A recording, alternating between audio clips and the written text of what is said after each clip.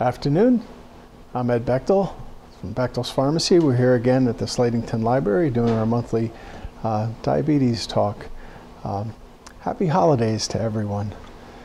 You know, with the holidays, we all like to do some traveling, whether it's across the street or across town or across the country. We all like to take a vacation, get away from work and home responsibilities. Vacations are hard to resist. Even though you can relax and take it easy, it's not time off from your diabetes management. You'll need to be more vigilant and tuned in than ever. The information presented today will help you to learn how to travel safely while continuing to keep your blood sugar well controlled.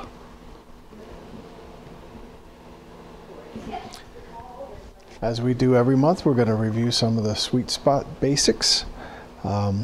Most of us know there are two main types of diabetes. With some exceptions, most diabetics fall into either category 1, type 1, or type 2. If you're not sure which category you fall into, simply ask your doctor. Many times we can also tell based on the medications you take. Remember, neither type of diabetes is worse than the other. You may get diabetes in different ways, but both types of diabetes cause the same sort of complications.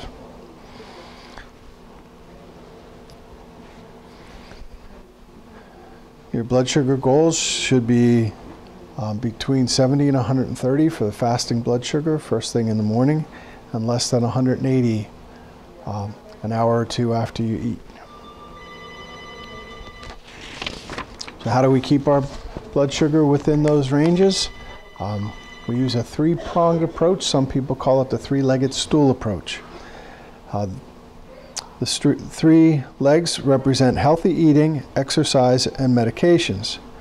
You'll notice that 2 of the 3 legs, diet and exercise, are under your control. And even the third one, medication, although your doctors needed to prescribe the medication, you decide whether or not to take it and how you're going to take it.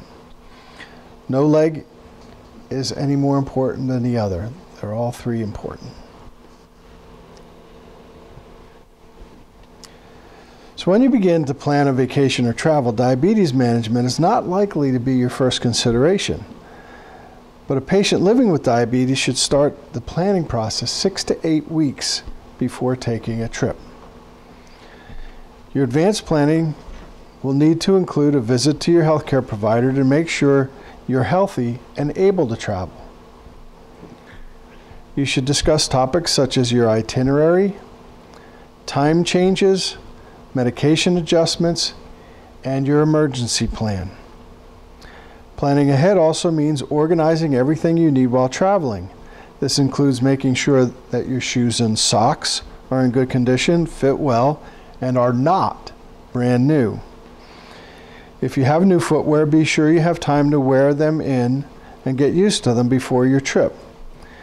Make sure you have plenty of zip-top bags so that you can keep medication and supplies together.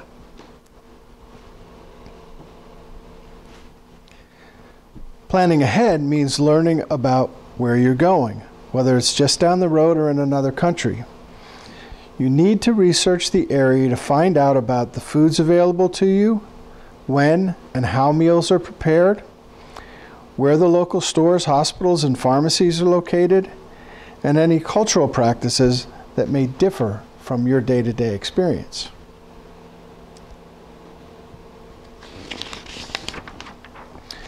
Your travel planning needs to include family, friends, and any travel companions. Be sure that they know you have diabetes. It's a great idea to give them verbal and written instructions on how to help you with your daily management, as well as what to do in an emergency. This isn't just about passports or tickets. The paperwork is part of the reason you need to start planning well in advance of traveling. Let's start with a visit to your healthcare provider. Schedule an appointment several weeks before your trip. Ask for a letter that includes your provider's name, address, and telephone number. It also needs to state clearly that you have diabetes and list any special equipment or medications that you may require. This includes syringes, pumps, emergency carbs, etc.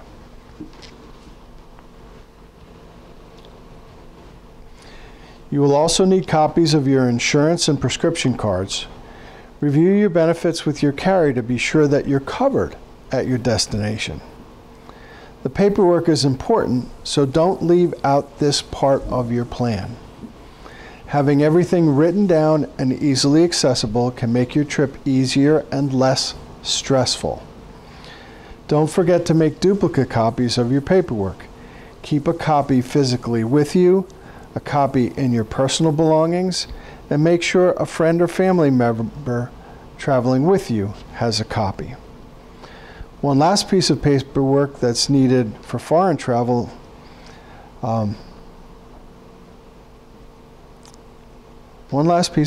is needed for foreign travel in foreign country. Know the location, phone number, and contact of the closest American embassy. If there's an emergency or if you encounter any problems obtaining needed health care on your transportation home, the embassy will be your best friend. Make sure you take time to find out this information in advance. Do not wait until you have an emergency.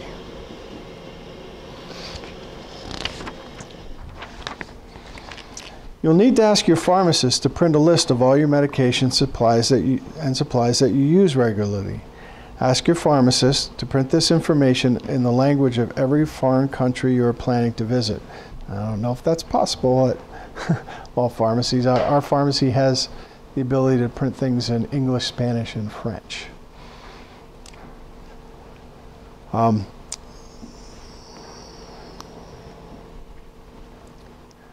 If your trip does include foreign travel, it's handy to have a list of important phrases in the language of the area you're going to. This is fairly simple to comprise if you use the internet. Be sure to write the phrase in English and then place the translation beside it. You'll want to include the following: I have diabetes. I need juice. Where is the hospital? I need an ambulance. Get me to the hospital. I take insulin. I have an insulin pump.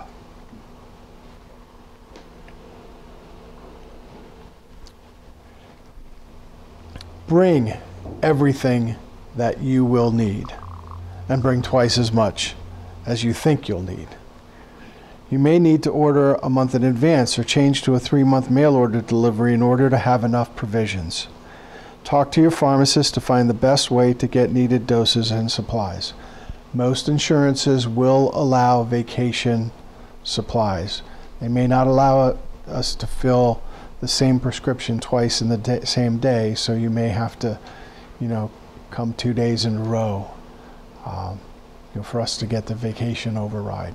But most insurances will allow vacation overrides at least once a year. First, let's discuss your oral medications. Bring a bottle of everything you take regularly and anything you take as needed.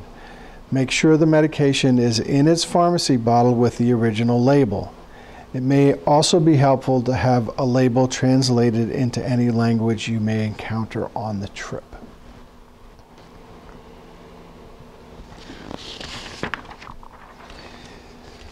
Even with good planning, you may need to get emergency medications or refills in a foreign country. Again, those handy translation of key phrases will make finding medication easier. You can point out what you need to the doctor or pharmacist. Everyone here today should feel confident that the pharmacy provides accurate and safe medications. This may not be the same in some countries. When it's outside of the United States, you should probably go to a hospital to make sure you're getting quality medications. It may be tempting to get something over the counter at a dispensary on the corner, but don't put yourself in jeopardy.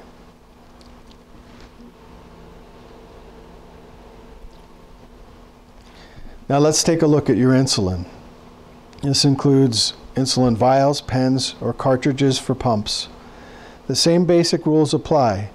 Have them in their original packaging with their original label. In addition, remember that insulin can be affected by extremes in temperature.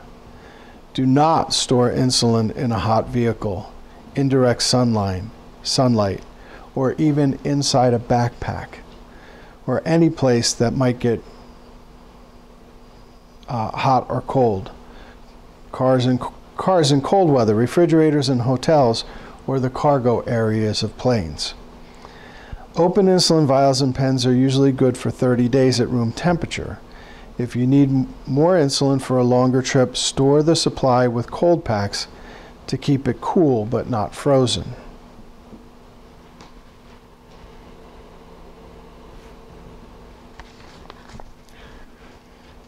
There are additional things to consider if you use an insulin pump. Bring short or long-acting insulin in syringes in case problems occur.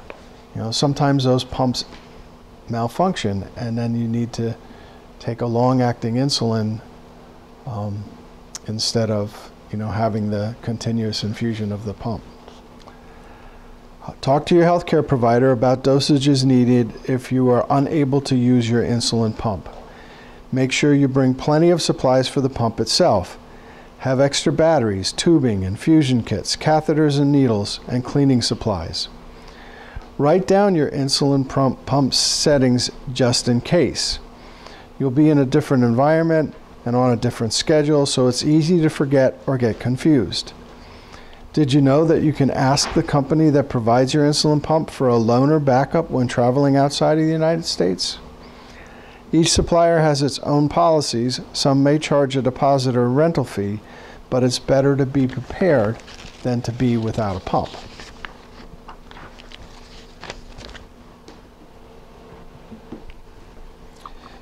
You need to be cautious when getting insulin in other countries. Make sure you check the strength and purchase the correct syringes for that strength. Not all countries use the U100 as their standard. Be sure to ask any provider or pharmacist to verify and confirm your understanding of the appropriate dosage. If you must get insulin while away from home, either in the United States or abroad, try to stay with your usual brand and type. Different brands may be similar, but they're not identical. In an emergency only, you can substitute one brand's formulation for another brand equivalent. For example, Novolog for Humalog, or Humulin R for Novolin R. Make sure you document and keep track of these changes and check your blood sugar frequently.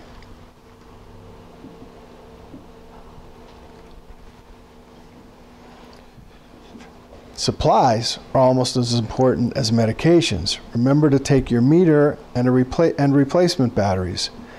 You may also want to take an extra meter if you have one. If you can get a meter and strips without a prescription in the United States, why not be prepared? Who wants to spend vacation time and money if their meter fails? Don't forget your lancets, alcohol swabs, and plenty of extra strips, and a small sharps container.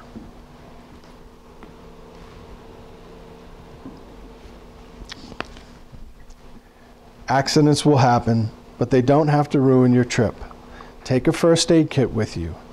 Your kit should contain hand sanitizer, antibiotic ointment, a few bandages, and antiseptic wound cleanser.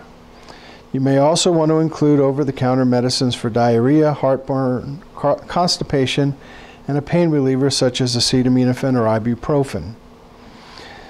The first aid kit is also a good place to keep some of the paperwork we talked about earlier.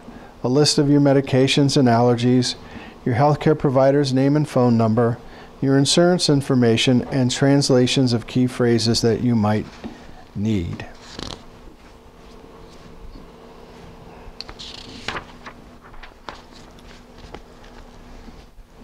Never assume that you'll be able to get what you need. Travel means more activity than usual, different foods, different meal times, splurges, and even a little bit more stress. All of these can contribute to hypoglycemia. When you travel, have several snacks and one full meal with you at all times. Cheese, crackers, fruit, peanut butter, fruit juice, tuna, soups on the go, oatmeal packages, dry cereal, and milk boxes travel well. You may also need glucose gel or tablets or hard candy quickly available.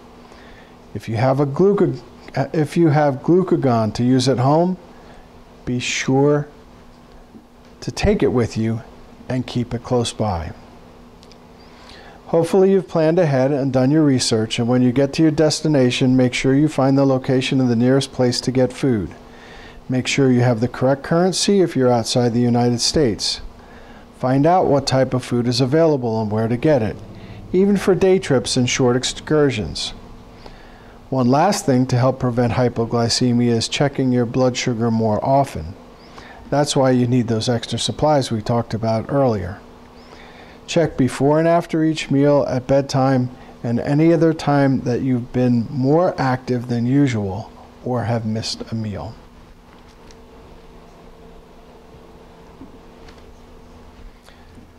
Traveling frequently involves changing your time zone.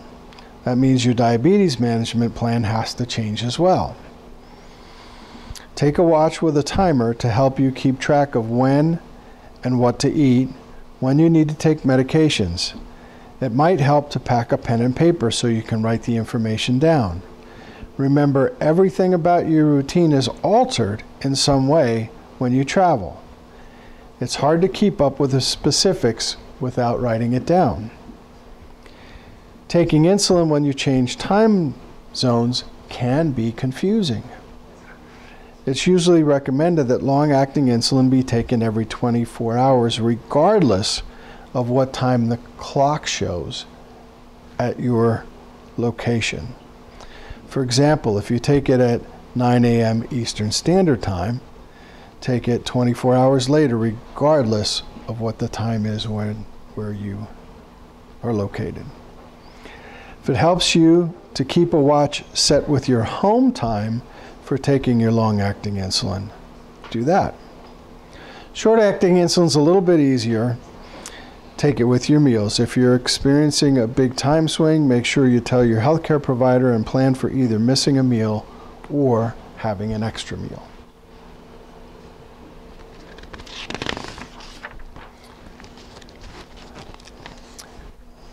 Also, if you need to take insulin while flying, be sure to remove the plunger from the syringe and reinsert it. This allows the pressure in the syringe to equalize so you can draw up the correct amount of insulin. If you use an insulin pump, you need to change the time setting to reflect your destination time zone. As soon as you leave home or start flying, change the time on your pump. You may also need to make adjustments in other settings as well. Discuss this with your healthcare provider before you travel. So we talked about hypoglycemia, but elevated blood glucose can also become an emergency. Monitoring your blood sugar more often is one way to stay on top of your management plan. It's important to stay well hydrated. Dehydration can mimic blood sugar problems. Make sure you have discussed high blood sugar management with your healthcare provider in advance. You need to know how to adjust your medications if hyperglycemia occurs. Jet lag, time zone changes, altered meal times, different food choices, and sitting for long periods of time can raise your blood sugar.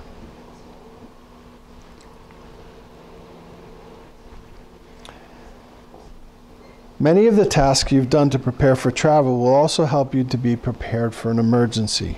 Remember all that paperwork? In an emergency situation, you will need it. Be sure to have the information from your healthcare provider about your diagnosis, medications, and treatment plan. Bring copies of your insurance and prescription cards along with your identification and possibly your passport. Write down your location and the location of the closest hospital. Those translations of important phrases will make a huge difference in getting appropriate care quickly. Wear a medical alert ID bracelet or necklace that states that you have diabetes. If possible, add that you take insulin or use an insulin pump. Have your emergency contact listed in your cell phone. Many emergency responders are trained to look for this. Keep your medication, supplies, snacks, and glucose gel or tablets with you at all times. There should be no excuses or exceptions. Don't leave home, the bus, or your hotel without them.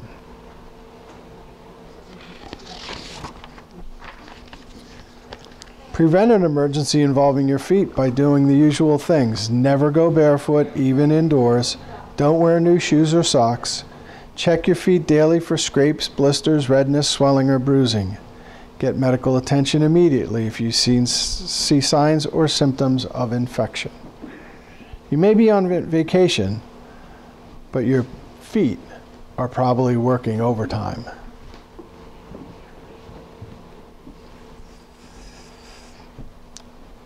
Let me say it again. Planning ahead for travel is important, especially if you're flying. You're not required by law to have a letter or prescription for medications or supplies, but it does speed up the process of getting through security. Ask your healthcare provider to write that letter for you. Make sure it states the medications, equipment, and supplies that you need access to 24/7, such as needles, pumps, meters, and emergency food or glucose gel. Keep everything you need with you at all times. Medication, supplies, and monitoring equipment need to be on hand for you to use quickly. Your checked baggage is not the place for medications and supplies. What about that 3-1-1 liquids rule? It doesn't apply to insulin or other liquid medications, glucose gels, or liquid nutrition. If you're in a hurry, it might be best to avoid taking juice or milk boxes that require explanation to a TSA agent. Let's talk about airport scanners and your equipment. Pumps, fingerstick devices, and continuous glucose meters can be affected by full body or X-ray scanners. Ask to have your equipment go through the traditional metal detectors. Make sure you allow plenty of extra time for security clearance. Have a letter from your healthcare provider ready. Declare yourself a diabetic. Have all medicines in their original package with a pharmacy label. Put your medications and supplies in a separate Ziploc bag so you can get to them quickly. The TSA also has a disability notification card available on their website. Like the letter, it's not required, but it makes the process a little easier.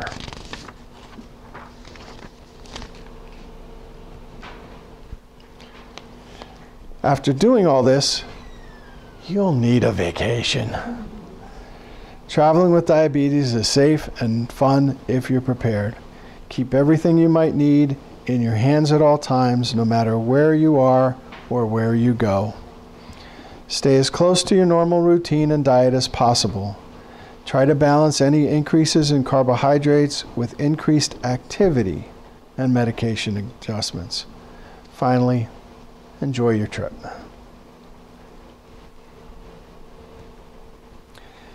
If you're still worried, or this is the first time you've traveled since being diagnosed with diabetes, consider taking a cruise. And no, I don't get paid to say that. While cruises do offer tempting food 24/7, they also have scheduled activities to keep you moving. As a bonus, they usually have a doctor or other healthcare provider on staff and a medical facility available should you need it.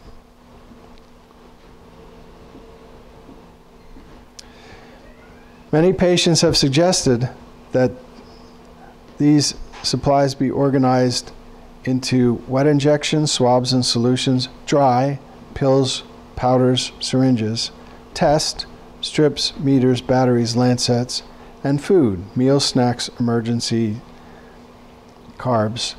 If you like to stay organized, that might be a great option for you. And there's our recipe for the month. And thank you for your time and attention.